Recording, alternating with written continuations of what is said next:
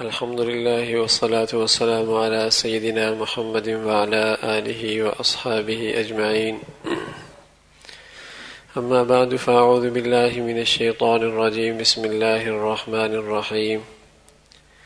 لا خير في كثير من نجواهم إلا من أمر بصدقة أو معروف أو إصلاح بين الناس ومن يفعل ذلك ابتغاء مرضات الله فسوف نؤتيه أجرا عظيما. وقال الله تعالى: وأصلحوا ذات بينكم وأطيعوا الله ورسوله إن كنتم مؤمنين. وقال الله تعالى: إنما المؤمنون إخوة فأصلحوا ذات بينكم. صدق الله العظيم. اللهم صل على سيدنا محمد النبي الأمي وعلى آله وأصحابه وسلم. اللهم صل على سيدنا محمد النبي الأمي وعلى آله وأصحابه وسلم. میرے معزز مسلمان بزرگوں، عزیز بھائیوں اور امت مسلمہ کے مقدس ماں اور بہنوں، انسانوں کا معاشرہ انسانوں کی محبت سے اور جوڑ سے بنا کرتا ہے۔ انسانی معاشرے کی زندگی آپس کے دلوں کے اندر محبت الفتوں سے کامیابی کی منزل طے کیا کرتا ہے۔ انسان کے دل جڑ جائیں، محبتیں ہو جائیں تو زندگی روکھی سوکھی بھی گزر جایا کرتی ہے۔ دل ٹوٹ جائیں، دولت کے انبار لگے ہوں، زندگی پھر بھی روکھی روکھی رہتی ہے۔ جھونپڑیوں میں زندگی گزر رہی ہو، دل جڑی ہوئی ہو تو وہاں بھی بہار ہوا کرتی ہے۔ محلات اور کوٹھیوں کی زندگی ہو، دل نہ جڑے ہوں تو وہاں بھی خزاں کے ڈیرے ہوتے ہیں، وہاں بھی ہر وقت موسم خزاں کا ہی لگتا ہے۔ تو انسانی معاشرہ انسانی قلوب کے جڑنے سے آباد ہوا کرتا ہے۔ اللہ کریم نے لا خیر فی کثیر من نجواہم الا من امر بصدقۃ او معروف او اصلاح بین الناس، ایک اچھے اور کامیاب معاشرے کے خد و خال بتائے کہ جس معاشرے میں یہ چیز موجود ہے، یہ چیزوں کا رواج ہے، وہ معاشرہ صحیح معاشرہ ہے، کامیاب معاشرہ ہے۔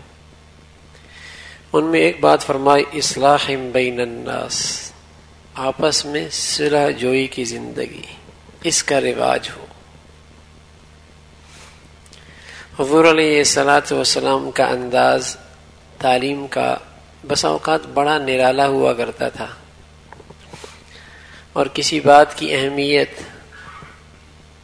توجہ دلانا چاہتے تو انداز سوالیہ ہوتا، الا اخبرکم الا ادلکم، یہ انداز اختیار، کیا تمہیں ہم نہ بتائیں، ایک بات نہ بتائیں، ایک خبر نہ دیں تمہیں، تو سننے والوں کے کان کھڑے ہو جاتے ہیں، کیا کہنے لگے ہیں، جستجو، طلب۔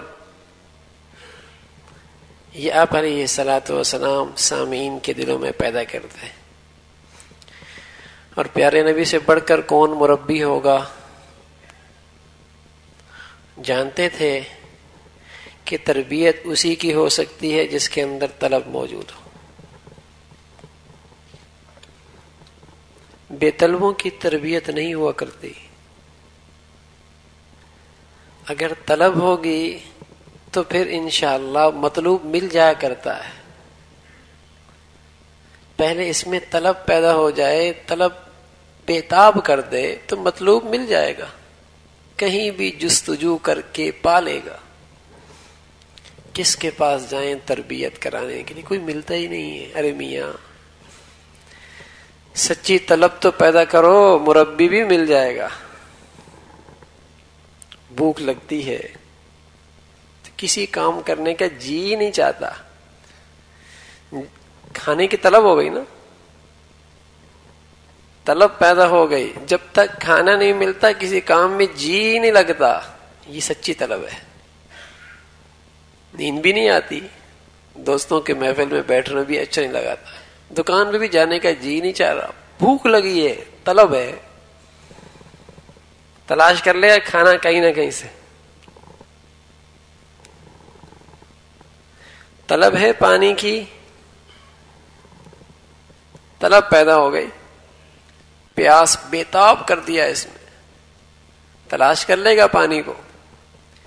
ایسی طلب کھانے کی, ایسی طلب پینے کی, سبحان اللہ, کسی چیز میں طبیعت نہیں لگ رہی. یہی شان حضرات صحابہ کی تھی, ان میں طلب اسی درجے کی تھی آخرت سنوارنے کی. جب تک یہ نہ ملتی چین نہ آتا, دن رات یہی فکر تھی کہ اللہ کن چیزوں سے راضی ہوتا ہے, کن چیزوں سے ناراض ہوتا ہے. ہر وقت اسی کی فکر, اسی کی طلب رہتی. تو طلب بڑی چیز ہے. تو تربیت بھی اسی کی ہوتی ہے جس کے دل کے اندر سچی طلب ہو. اور جب سچی طلب لے کر کوئی شخص آتا ہے تو اللہ اسے ضرور نوازا کرتے ہیں. بسا اوقات تو آدمی سچی طلب لے کے جاتا ہے تو یوں لگتا ہے کہ کہنے والا وہ کہہ رہا ہے جو میں طلب لے کے آیا ہوں. بسا اوقات یوں ہی ہوتا ہے. پتہ نہیں کسی نے ان کو بتا دیا ہے کیا, جو میرا دل کے اندر تھی وہ انہوں نے کہہ دی. اصل میں آنے والے کی سچی طلب کی برکت سے اللہ کہنے والے کو توفیق دیتا ہے کہ وہ کہہ دو کہ آنے والے کا کام بن جائے. سچی طلب لے کے آیا ہے. تو اللہ بڑا قدردان ہے, اللہ بڑا قدردان ہے. بشرطیہ کہ اللہ کے بننے کی سچی طلب آ جائے, مولا کے بننے کی سچی طلب پیدا ہو جائے. یقین جانے بہت تھوڑی سی ہی کام بن جائے گا,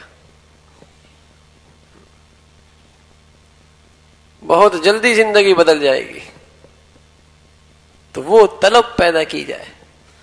تو رسول اللہ صلی اللہ علیہ وسلم کا انداز بس اوقات ایسا ہوتا ہے کہ اپنے ساتھیوں کو متوجہ کرتے, جستجو پیدا کرتے, خوب طلب پیدا کرتے. الا ادلکم الا اخبرکم, بھئی ہم تمہیں نہ بتائیں. کان کھڑے ہو گئے. ہماری تمہاری رہنمائی نہ کرے ایک بات کی طرف, کان کھڑے ہو گئے. کیا کہنے لگے نبی علیہ الصلوۃ والسلام؟ آپ علیہ الصلوۃ والسلام فرماتے الا اخبرکم بافضل درجۃ الصیام والصلاۃ والصدقۃ, میں تمہیں ایسی بات نہ بتاؤں جو روزوں سے بھی افضل, نماز سے بھی افضل, صدقات سے بھی افضل. جب یہ بات فرمائی تو صحابہ کے تو کان کھڑے ہو گئے. اللہ کے رسول, اس لیے کہ اب تک تو انہوں نے روزے کی فضیلت سن رکھی تھی کہ اس کی فضیلت اللہ نے یوں بتائی ہے کہ اس کا بدلہ بندوں سے, فرشتوں سے نہیں دلاؤں گا, میں خود دوں گا. سن رکھی تھی یہ فضیلت. نماز کی فضیلت سن رکھی تھی, نفلی نماز کی, کہ پڑھتے پڑھتے بندہ میرا اتنا قرب اختیار کر لیتا ہے کہ میں اس کے جسم کے اعضاء بن جاتا ہوں. آنکھ بن جاتا ہوں, ہاتھ بن جاتا ہوں, پاؤں بن جاتا ہوں. اتنا قرب مل جاتا ہے کہ اس کی ہر چیز میرے منشا کے مطابق استعمال ہونے لگتی ہے. یہ بات بھی سن رکھی تھی, لیکن پیارے نبی کی زبان سے آج کچھ اور سننا چاہ رہے. فرمایا الا اخبرکم بافضل من درجۃ الصیام والصلاۃ والصدقہ, صدقہ سے بھی بڑھ کر ایک بات, اس لیے کہ فضیلت سن رکھی تھی صدقے کی کہ 1 کا 7 گنا ملے گا. یہ بھی کم از کم درجہ. اخلاص بھرا ہوگا, اعلیٰ درجے کا ہوگا تو پتہ نہیں کتنا, اس کی کوئی انتہا نہیں. یہ فضیلت بھی سن رکھی تھی. یا رسول اللہ, کون سا عمل ہے جو ان ساری نفلی عبادات سے افضل ہے؟ فوراً کہنے لگے بلا یا رسول اللہ، اللہ کے رسول بتائیے نا، بتائیے کون سی چیز افضل ہے؟ تو آپ علیہ الصلوۃ والسلام نے فرمایا اصلاح ذات البین، ٹوٹی ہوئی دلوں کو جوڑ دو.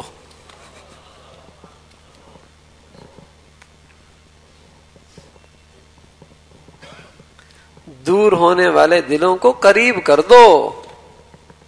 ارے راتوں کی تہجد پڑھنے والوں سے آگے نکل جاؤ گے، صدقات خیرات کرنے والوں سے آگے نکل جاؤ گے، بہت آگے بڑھ جاؤ گے اگر ٹوٹی ہوئی دلوں کو جوڑ دیا، آپس میں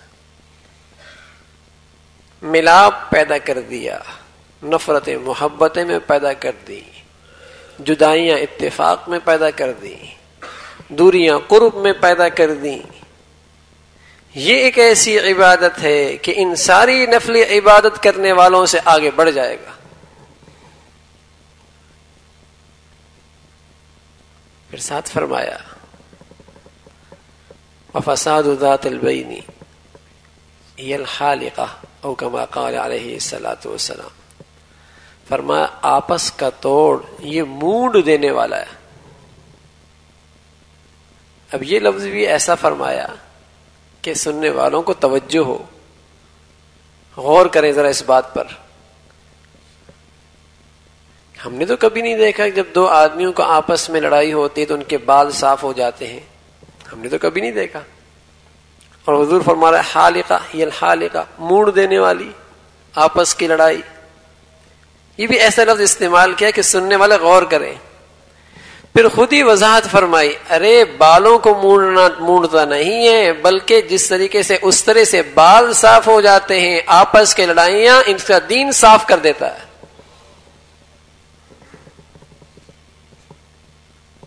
اس کا دین صاف کر دیتا ہے. لیکن پیارے نبی کے الفاظ بھی تو ایسے عجیب و غریب ہیں. حالقہ فرمایا مونڈ دیتا ہے. مایوس یہاں بھی نہیں کیا، مایوس یہاں بھی نہیں کیا کہ ارے چند دن تک پھر خیال کر لو پھر بال آ جائیں گے نا. مایوس یہاں بھی نہیں کیا کہ جڑیں تو موجود ہیں، جڑیں تو موجود ہیں. مایوس اپنی امت کو پھر بھی نہیں کیا. ارے جڑیں تو موجود ہیں پھر اگائیں گے، خیال تو کر لو. حالقہ فرمایا. تو رسول اللہ صلی اللہ علیہ وسلم فرما رہے ہیں کہ آپس کا دلوں کا ملاپ بڑھیا نیکی ہے، بڑھیا نیکی ہے. آج کسی آدمی کے عبادت گزار پہ نظر ہوتی ہے تو یہی سمجھ لیتا ہے بڑا نفل پڑھنے والا، بڑے روزے رکھنے والا، بڑے عمرے کرنے والا. اس پہلو کی طرف نظر جاتی ہی نہیں کہ یہ کتنی بڑی نیکی ہے، بلکہ بسا اوقات تو ہم نے اس کو اپنی زندگی سے دین سے نکال رکھا ہوتا ہے. ہاں اس کو زندگی سے نکال رکھا ہوتا ہے. توجہ ہی نہیں ہوتی کہ یہ کتنی عظیم الشان نیکی ہے. حضور علیہ الصلوۃ والسلام فرمایا کرتے تھے کہ جو شخص حق پہ ہو اس کا حق ہے کہ یہ اس کی چیز ہے، لیکن صرف جھگڑا ختم کرنے کے لیے اپنے حق سے دستبردار ہو جاتا ہے. میں ضمانت دیتا ہوں کہ اسے جنت کے بیچوں بیچ اللہ سے محل دلاؤں گا. کہتے ہیں نا میں تو حق پر ہوں. مانا میاں تم حق پر ہو، مانا حق پہ ہو، لیکن اللہ کی خاطر دستبردار ہو جاؤ، اللہ کی خاطر دستبردار ہو جاؤ. معاملہ یہیں ختم کر دو، نہ بات کو بڑھاؤ. اس لیے کہ بات بڑھاؤ گے تو لڑائی جھگڑا بڑھے گا اور خطرہ یہ ہے کہ کہیں دین کی صفائی نہ ہو جائے، ساری نیکیاں صاف نہ ہو جائیں، نیکیوں سے کہ نور سے محروم نہ ہو جاؤ، ساری محنت زندگی کی ضائع نہ ہو جائے. بڑی محنت کی، بڑے نفل پڑے، لیکن اس لڑائی جھگڑے نے ساری صفائی کر دی. اس لیے یہ غیبت بھی ہوگی، کینہ بھی ہوگا، بغض بھی پیدا ہوگا، اندر ہر وقت جلن بھی رہے گی، زبان سے اول فول بھی نکلیں گے، برائی بھی اس کی چاہے گا، ایک گناہوں کا ایک سلسلہ نکل آئے گا، نہ ختم ہونے والا گناہوں کا ایک سلسلہ. اس لیے ابو ایوب انصاری رضی اللہ تعالیٰ عنہ سے رسول اللہ صلی اللہ علیہ وسلم نے اسی انداز میں الا ادلکم علی تجارت، کیا بھئی ہم تمہیں ایسی تجارت نہ بتائیں بڑے نفع والی ہے، اور اس تجارت کا تاجر اللہ کو بڑا خوش کرتا ہے، اللہ کو بڑا خوش کرتا ہے. کہ یا رسول اللہ بلا، بتائیے نا، بتائیے. تو آپ علیہ الصلوۃ والسلام فرماتے صل بین الناس اذا تفاسدوا، جب لوگوں میں توڑ ہو جائے تم جوڑ پیدا کر دو. وقربہم اذا تباعدوا، جب لوگ آپس میں دوریاں اختیار کر لیں تم ان کو آپس میں قریب کر لو. بڑی تجارت ہے یہ، بڑا نفع ملے گا، اور تمہاری اس تجارت سے اللہ کو بڑی خوشی ہوگی کہ دو مسلمانوں کو جوڑ دیا، میاں بیوی کو جوڑ دیا، بھائی بھائی کو جوڑ دیا، ساس بہو کو جوڑ دیا، بہن بھائی کو جوڑ دیا، پڑوسی پڑوسی کو جوڑ دیا، بڑا اللہ خوش ہوگا.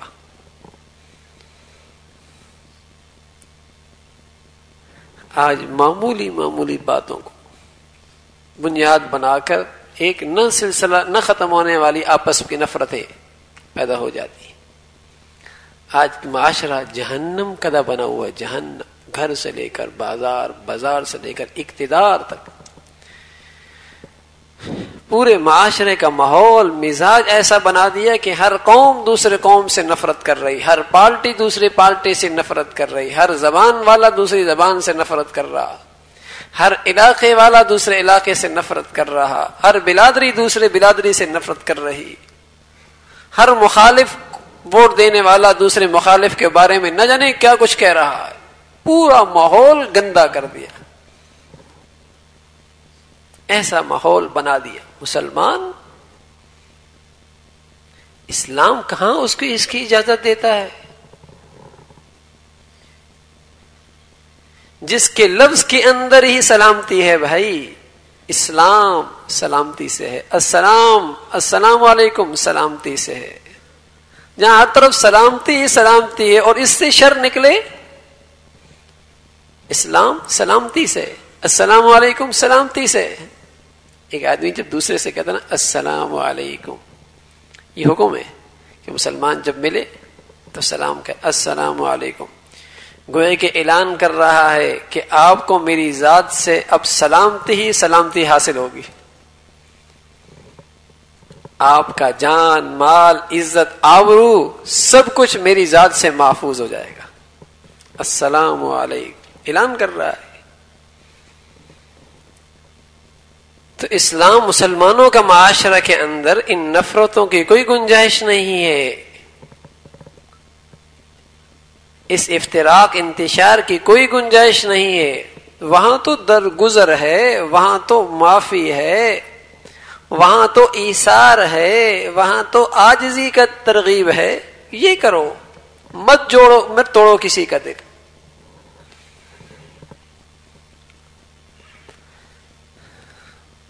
اللہ کے ہاں دلوں کی آپس کا ملاپ، اس کی بڑی قیمت ہے، بڑی قیمت ہے. خوش نصیب ہیں جنہیں اللہ نے یہ دولت نصیب فرمائی ہے کہ ان کا کام ہی یہی ہے کہ وہ آپس میں جوڑنے کی فکر کرتے ہیں. اور بڑے بد نصیب ہیں جو آپس کے آپس میں نفرتوں کا بیج بوتے ہیں. یہ شیطانی کردار ہے. شیطان بھی بہت خوش ہوتا ہے اپنے کرندوں سے. جب سمندر کے اوپر تخت لگاتا ہے بڑا خوش، آنے والے اپنی کارکردگی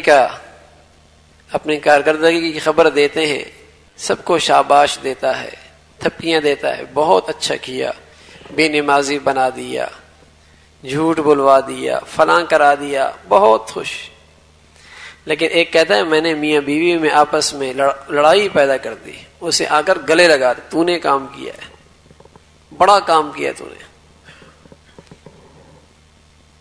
بہت بڑا کام کیا. تو وہ شیطانی کام ہے جو آپس میں نفرتوں کا بیج بوتے ہیں. بعض لوگوں کی طبیعت ہوتی ہے ادھر سے اٹھائی ادھر لگائی.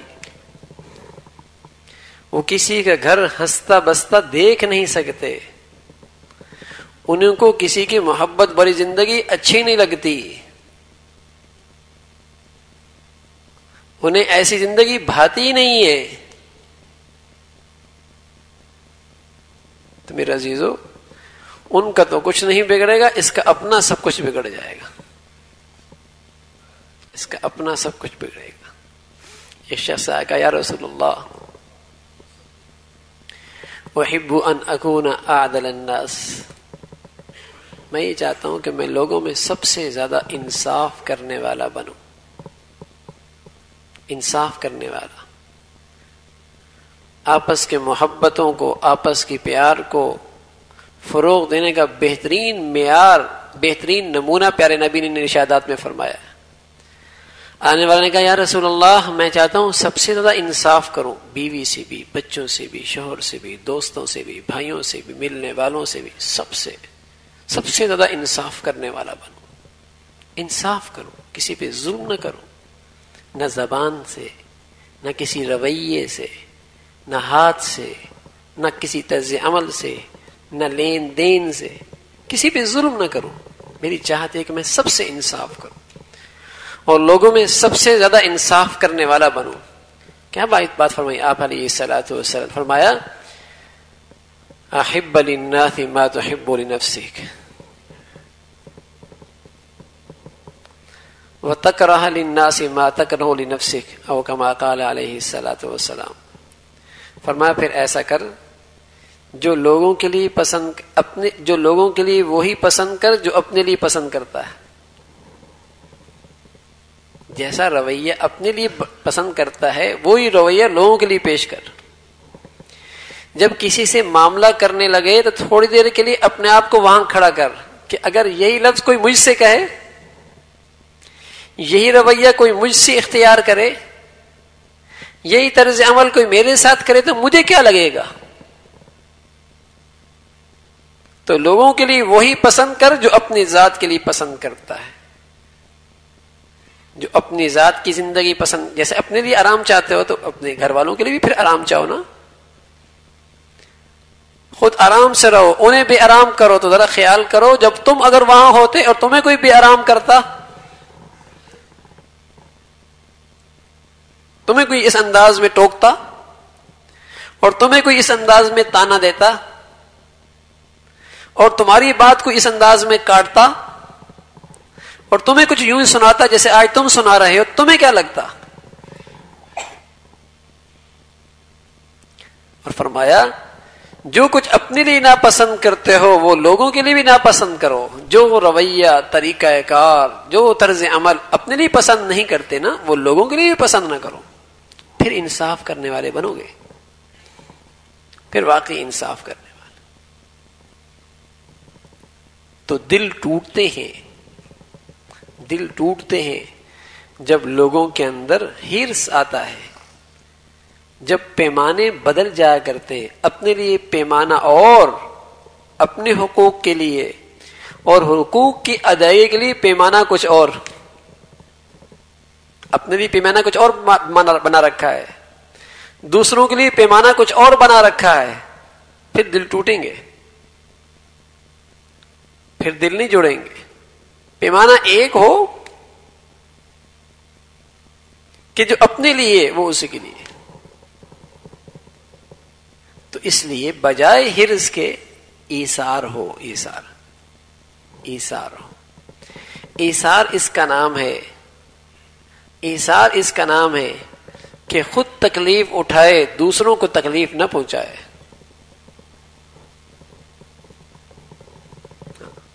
خود نقصان اٹھائے دوسروں کا نقصان نہ ہونے دے. خود سن لے دوسروں کو نہ سنائے.